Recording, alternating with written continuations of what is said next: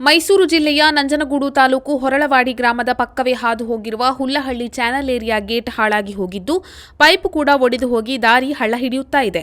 ಆದ್ದರಿಂದ ಇದನ್ನು ಗಮನಹರಿಸಿ ಎಚ್ಚೆತ್ತು ಅಧಿಕಾರಿಗಳು ದುರಸ್ತಿ ಮಾಡಿಸಬೇಕು. ಈಗಾಗಲೇ ವಿಷಯಕ್ಕೆ ಸಂಬಂಧಿಸಿದಂತೆ ಕಾರ್ಯಪಾಲಕ ಇಂಜಿನಿಯರ್ ಅವರಿಗೆ ಮನವಿ ಕೂಡ ಮಾಡಲಾಗಿದೆ ಎಂದು ಸಾರ್ವಜನಿಕರು ಹೇಳಿದ್ದಾರೆ.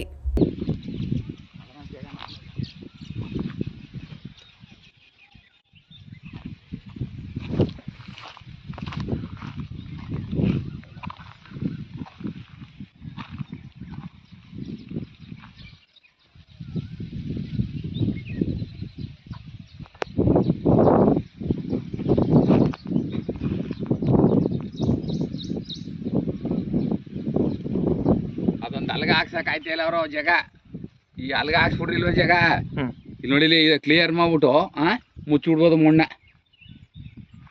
ಈಗ ಅಲ್ಗ ಎತ್ತಬೇಕು ತಗೋಬೇಕು, ಈಗ ಯಾರು ಕಟ್ಟಬೇಕು.